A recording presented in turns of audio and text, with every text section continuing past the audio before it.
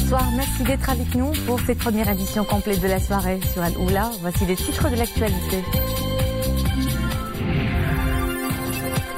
11 janvier, commémoration du manifeste de l'indépendance, 75 ans de combat et de pacte solidaire entre le trône et le peuple, une revendication légitime estampillée du nationalisme sincère, une véritable leçon d'histoire que nous évoquons dans ce journal.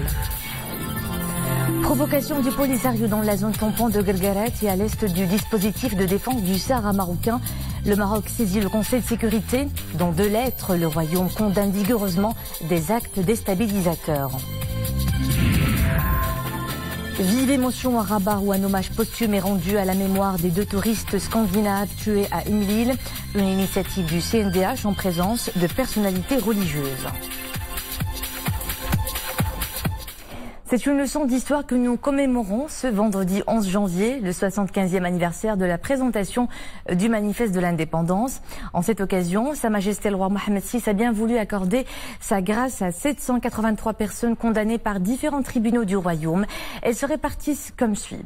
Les bénéficiaires de la grâce royale qui sont en détention sont au nombre de 570 détenus avec grâce sur le reliquat de la peine d'emprisonnement ou de réclusion au profit de 4 détenus. Remise de la peine d'emprisonnement ou de réclusion au profit de 552 détenus, commutation de la peine perpétuelle en peine à temps au profit de 13 détenus, commutation de la peine de mort à la peine perpétuelle au profit d'un détenu. Les bénéficiaires de la grâce royale qui sont en liberté sont au nombre de 213 et se répartissent comme suit. Grâce sur la peine d'emprisonnement ou son reliquat au profit de 56 personnes. Grâce sur la peine d'emprisonnement avec maintien de l'amende au profit de 10 personnes. Grâce sur les peines d'emprisonnement et d'amende au profit de 4 personnes. Grâce sur la peine d'amende au profit de 143 personnes.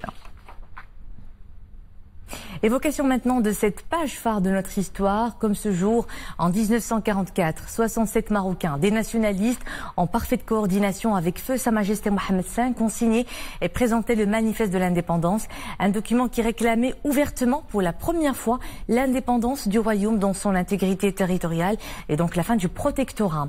Un message fort et sans embâche exprimant le refus catégorique des Marocains de continuer de vivre sous tutelle. Mohamed Aït Chegr évoque pour nous cette page lumineuse de notre histoire. Darmkouar, place de la Batha, au cœur de la médina millénaire de Fès. Nous sommes en janvier 1944.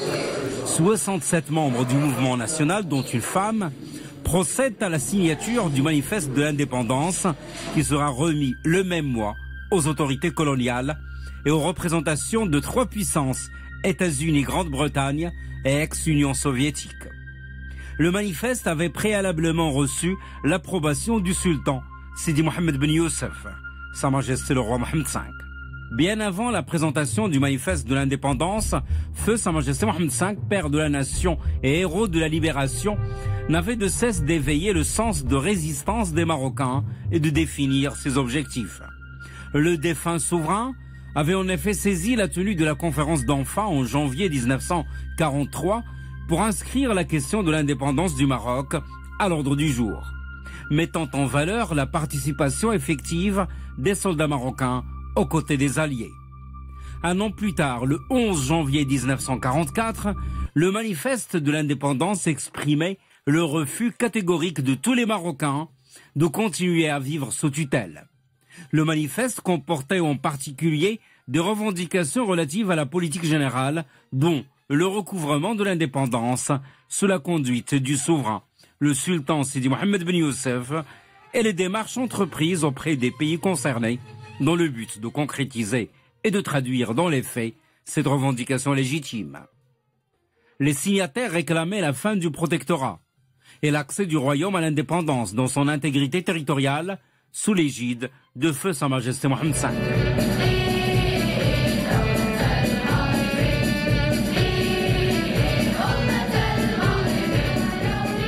La commémoration de la présentation du manifeste de l'indépendance constitue ainsi une fierté nationale qui offre l'opportunité aux jeunes et futures générations de méditer les leçons, les enseignements et la valeur des épopées du roi et du peuple pour le recouvrement de l'indépendance et le parachèvement de l'intégrité territoriale nationale.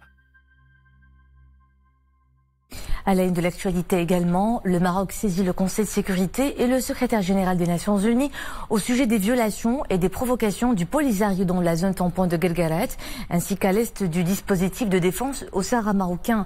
Dans deux lettres adressées hier par l'ambassadeur représentant permanent du Royaume à l'ONU, Omar Hillel attire l'attention des membres du Conseil de sécurité et au secrétaire général de l'ONU à 3 violations, des agissements qui constituent une violation flagrante des dispositions de la résolution 2414 du 27 avril dernier, par laquelle le Conseil de sécurité a enjoint au Polisario de se retirer immédiatement de la zone tampon de Guerguerat. Souad Anachet. Dans les deux lettres adressées par l'ambassadeur représentant permanent du Maroc à l'ONU, Omar Hillel, au Conseil de sécurité et au secrétaire général des Nations Unies, on peut lire notamment: au nom du gouvernement du Royaume du Maroc, je voudrais porter à votre connaissance que le Polisario persiste dans ses violations et provocations dans la zone tampon de Guerguerat, ainsi qu'à l'est du dispositif de défense au Sahara marocain. Le 6 janvier 2019, les milices armées du Polisario ont organisé des manœuvres militaires et des exercices de combat avec des équipements lourds et des munitions réelles dans la localité de Mheriz, à l'est du dispositif de défense au Sahara marocain. Le 7 janvier 2019, le Polisario a procédé au déplacement d'une soi-disant structure administrative dans cette même localité de Mheriz. Le 8 janvier 2019, le Polisario a déployé 2 véhicules militaires dans la zone tampon de Guerguerat. Par conséquent, le Royaume du Maroc a tenu à condamner vigoureusement ces actes déstabilisateurs qui violent l'accord militaire numéro 1 et menacent dangereusement le cessez-le-feu, affirmant qu'ils sont manifestement un affront au Conseil de sécurité et un défi à son autorité. Ces agissements constituent une violation flagrante des dispositions de la résolution 2414 du 27 avril 2018, par laquelle le Conseil de sécurité a enjoint au Polisario de se retirer immédiatement de la zone tampon de Guerguerat et lui a ordonné de ne pas se livrer aux actes déstabilisateurs de déplacement de structures administratives à l'est du dispositif de défense au Sahara marocain. Plus grave, ajoutent les deux lettres, ces agissements représentent un reniement condamnable des engagements du Polisario de ne plus retourner à la zone tampon de Guerguerat, ni transférer aucune structure à l'est du dispositif de défense. Les deux documents rappellent aussi que ces engagements ont été exprimés par le Polisario à l'envoyé personnel Horst Kohler lors de sa visite dans les camps de Tindouf le 26 juin 2018 et ont été communiqués par l'envoyé personnel aux membres du Conseil de sécurité le 8 août 2018 et repris dans le rapport du secrétaire général du 3 octobre 2018. Enfin, ces violations transgressent la résolution 2440 du 31 octobre 2018 par laquelle le Conseil de sécurité a pris note des assurances fournies par le Polisario à l'envoyé personnel du secrétaire général de ne pas déplacer de structure administrative au Sahara et de sa volonté de s'acquitter de ses obligations pour ce qui est de la zone tampon à Guerguerat, conformément à la résolution 2414. Les lettres du Maroc rappellent dans ce sens que le Conseil de sécurité a en particulier demandé au Polisario de respecter pleinement les engagements qu'il a pris auprès de l'envoyé personnel au sujet de Bir Lehlo, Tifariti et la zone tampon à Guerguerat. Le Royaume du Maroc a dénoncé la duplicité du Polisario qui prétend l'existence d'une crise humanitaire dans les camps de Tindouf et demande l'augmentation de l'assistance humanitaire tout en dépensant des millions de dollars dans des manœuvres militaires, ce qui devrait interpeller la communauté internationale en général et les pays donateurs en particulier. Il apparaît évident qu'en recourant à l'escalade et aux provocations et en faisant fi de ses engagements, le Polisario vise à torpiller les efforts du secrétaire général de l'ONU et de son envoyé personnel pour la relance du processus politique au lendemain de la réussite de la table ronde de Genève les 5 et 6 décembre 2018 et à la veille de la deuxième table ronde prévue dans les prochaines semaines, fait observer le Royaume du Maroc. À Addis Abeba, le Maroc est élu à la présidence du comité technique spécial chargé du commerce, de l'industrie et des ressources minières de l'Union africaine.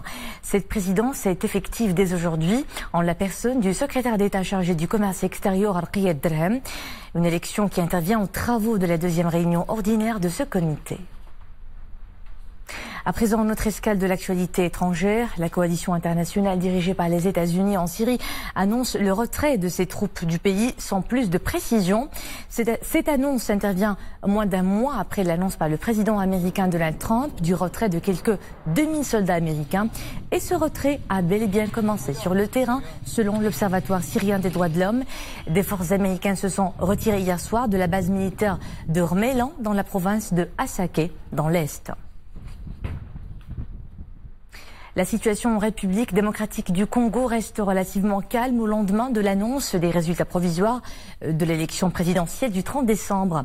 Selon la mission des Nations Unies, une manifestation a eu lieu hier dans l'ouest du pays contre les résultats de ces présidentielles, proclamant Félix Tshisekedi vainqueur du scrutin, ce qui a provoqué la mort de 4 personnes dont 2 policiers. Et pendant ce temps, le président de la Commission électorale nationale indépendante exhorte le Conseil de sécurité à soutenir les nouvelles autorités élus, mettant en garde contre une annulation du scrutin. Le mauvais temps hivernal balaie l'Europe. Les fortunes de neige continuent à s'abattre sur l'Autriche et le sud de l'Allemagne. Plusieurs secteurs sont coupés du monde et le bilan des intempéries s'établit à 17 morts dans le continent. Dans le nord de la Norvège, les autorités mettent en garde contre les risques d'avalanche. Plusieurs liens ferroviaires sont bloqués par la neige dans les Alpes et dans la région allemande de la Bavière, les écoles sont fermées. Près d'un mois après le meurtre des 2 touristes scandinaves à Imlil, l'émotion est toujours aussi vive. Un hommage posthume leur est rendu à Rabat en présence de personnalités religieuses. Un nouveau rassemblement à l'initiative du CNDH dénonçant la barbarie et glorifiant l'attachement de tous les Marocains aux valeurs de tolérance, du vivre ensemble et de la diversité, enracinée dans l'histoire de tout un peuple. Mohamed Louahibi, Mounia Marouche. 2 minutes de silence pour saluer la mémoire des 2 victimes scandinaves qui ont été tuées à Imlil. Des hommes de religion et des personnalités sont venus exprimer leur solidarité avec les familles des victimes, mais aussi pour dénoncer le crime terroriste commis dans les montagnes d'El Haouz. En tant qu'homme de religion, en tant qu'archevêque de Rabat, je vais manifester mon désaccord total avec ceux qui utilisent la religion pour tuer. Personne ne peut tuer personne au nom de Dieu. C'est honteux, c'est vraiment blasphème. C'est une cérémonie dans laquelle il nous est permis de donner le message de Dieu qui nous prêche l'amour, la cohabitation et la diversité et la tolérance des uns et des autres. Les 3 religions monothéistes dialoguent les unes avec les autres à travers cette représentation théâtrale avec l'espoir de vaincre le fanatisme et la violence en mettant en avant leurs valeurs communes.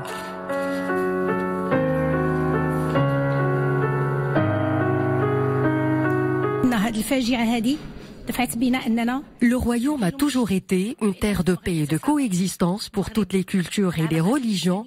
Le Maroc continue de rejeter toutes les formes de violence et de terrorisme. Cette cérémonie d'hommage brille aussi par l'échange interculturel, approprié pour lutter contre toutes les formes d'extrémisme et de négation de l'autre, à travers la compréhension et l'acceptation des différences. Rabat, capitale des Lumières, renforce son parc de parking souterrain. Et dès aujourd'hui, les automobilistes peuvent utiliser le nouveau parc qui jouxte le Théâtre national Mohamed V d'une capacité de 240 voitures. Il se veut une solution à la problématique du stationnement au niveau de cette zone très prisée. Reportage Zakia Belkassi, Mohamed Touanina, commentaire Zakaria Moukinbillah. Ce nouveau parking, réparti sur 2 niveaux, s'étale sur une superficie de 7400 mètres carrés. Il est mis en service aujourd'hui.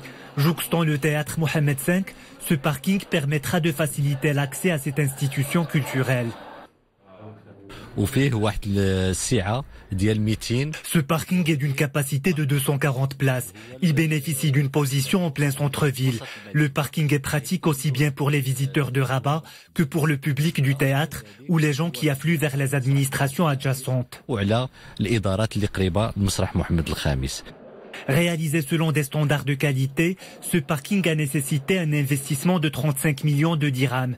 Les automobilistes pourront ainsi garer leur voiture avec des tarifs variables suivant la durée.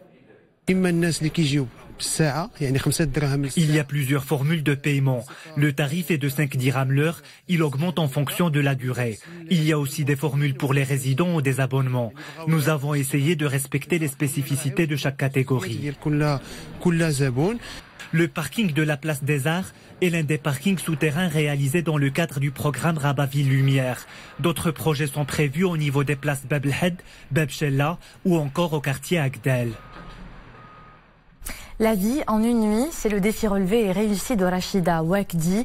Elle vient de réaliser un nouveau challenge, parcourir à pied et en marche rapide les 110 km séparant Rabat et Casablanca. Un parcours réussi en 12 heures et il est à forte charge symbolique. La quadragénaire a tenu à se lancer ce défi ce 11 janvier, jour de commémoration des 75 ans de la présentation du manifeste de l'indépendance, pour rendre aussi un vibrant hommage à la femme marocaine. Écoutez-la. L'importance de ce défi pour moi, c'est rendre hommage à la femme marocaine et à son rôle aux côtés de l'homme, à cette occasion qui est le manifeste de l'indépendance. Au niveau de ses sacrifices, de ses défis perpétuels, la femme marocaine, elle est tout le temps en défi, tout le temps. Et c'est pour ça que je tiens à lui rendre hommage, vraiment. Et je suis fière d'être une femme marocaine, bien sûr. La 9e étape de l'Africa Eco Race, une boucle de 488 km d'Amodja en Mauritanie, a offert une rude journée à tous les concurrents dans un splendide décor de dunes. Cette étape, à la navigation annoncée comme difficile, a quand même tenu toutes ses promesses, mais les dunes de sable ont été franchies sans difficulté, une centaine de kilomètres. Sur ce parcours, dans la catégorie moto, c'est le jeune Félix Jensen qui finit premier avec un chrono de 5 heures 9 minutes 18 secondes. Mais dans le classement général, c'est l'Italien Alessandro Botturi qui s'adjuge la tête du podium. Demain, c'est l'avant-dernière spéciale, direction Akjouj. La course s'arrête à Saint-Louis, au Sénégal.